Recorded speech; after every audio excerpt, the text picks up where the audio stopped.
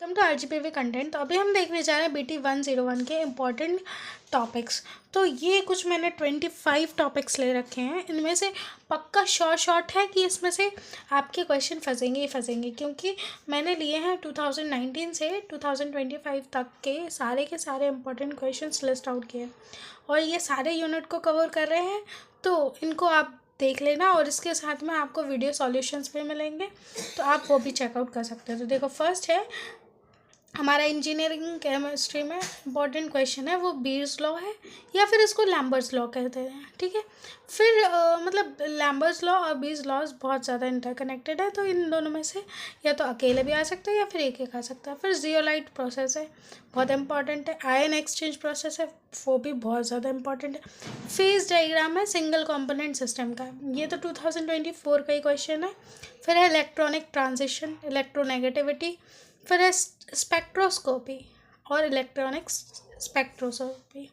फिर है principle of EDT है, ये बहुत मोस्ट इम्पॉर्टेंट है क्योंकि ईडीटी है या फिर प्रिंसिपल ऑफ ईडीटी है आ ही जाता है। फिर है कॉस्टिक इन्वेस्टमेंट, तो ये एक ऐसा क्वेश्चन है, मैं बता दूं कि ये वाला क्वेश्चन और एक ये वाला क्वेश्चन आपको मिलेगा ही मिलेगा, मतलब 2-3 ईयर्स में ये रिपीट ही मिलता है।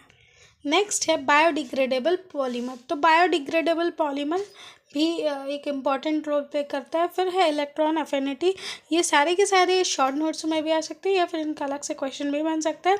फिर एक है हमारा वल्केनाइजेशन ऑफ रबर, ये वी है वल्केनाइजेशन ऑफ रबर, तो ये इम्पॉर्टेंट है। फिर देखो पिटिंग कोरोजन, स्ट्रेस कोरोजन या फिर बॉयलर कोरोजन या फिर कोरोजन को डिफाइन करना, ये बहुत इंपॉर्टेंट टॉपिक्स बन जाते हैं।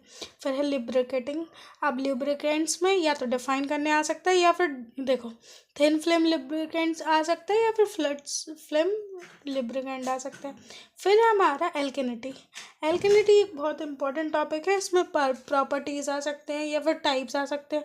फिर है ऑक्सीडेशन कोरोजन, तो ऑक्सीडेशन कोरोजन मैंने बोला कि कोरोजन एक ऐसा टॉपिक है जो बहुत इंपॉर्टेंट है, किसी ना किसी वे में आ ही जाएगा। देखो पिटिंग कोरोजन एक सेल आया है, एक सेल स्ट्रेस कोरोजन है, फिर बॉयलर कोरोजन है, इस तरीके से देखो वाटर लाइन कोरोजन भी है, गैल्वेनिक कोरोजन भी है, तो इनको बहुत अच्छे से इम्पोर्टेंट हम मार्क करके रखना है। फिर पॉलीमर है, उनका क्लासिफिकेशन, फिर देखो कंडक्टिंग पॉलीमर क्या होता है ये बताना है। ठीक है, एटॉमिक आयनिक साइजेस, ठीक है, पोलराइजेबिलिटी। फिर है बेकलाइट, बेकलाइट एक बहुत इंपॉर्टेंट क्वेश्चन है क्योंकि ये अभी 2 टाइम्स रिपीट हो चुका है। तो देखो प्रिपरेशन, यूज़, प्रॉपर्टी, ये तीनों चीज़ें बहुत अच्छे से कर लेना। फिर है यूरिया फॉर्मल्डिहाइड, ये भी बहुत इंपॉर्टेंट है। फिर ट्रिपल पॉइंट, ये कर लेना इन केस अगर आ गया तो एटलीस्ट आप बहुत अच्छे से कर पाओगे। ठीक है, फिर है टेम्पररी और परमानेंट हार्डनेस, ये मैं बोलूँगी कि करके ही रखना। फिर है lime soda process, lime soda process भी बहुत इंपॉर्टेंट है।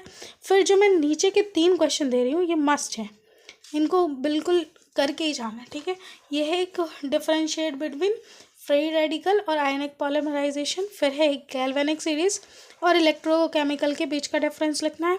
फिर है थर्मोसेटिक पॉलीमर और एक थर्मोप्लास्टिक पॉलीमर। इसी के साथ हमारी ये वीडियो ख़त्म होती है। हमने 25 क्वेश्चंस डिस्कस कर लिए हैं जो इम्पॉर्टेंट है। अब इन 25 का आपका काम है कि आप या तो मेरी वीडियोस को वॉच आउट करके इन 25 को कम्प्लीटली कवर करें, और हमारा टारगेट से देखो हमारा सिर्फ टारगेट है कि 70/70 आना चाहिए।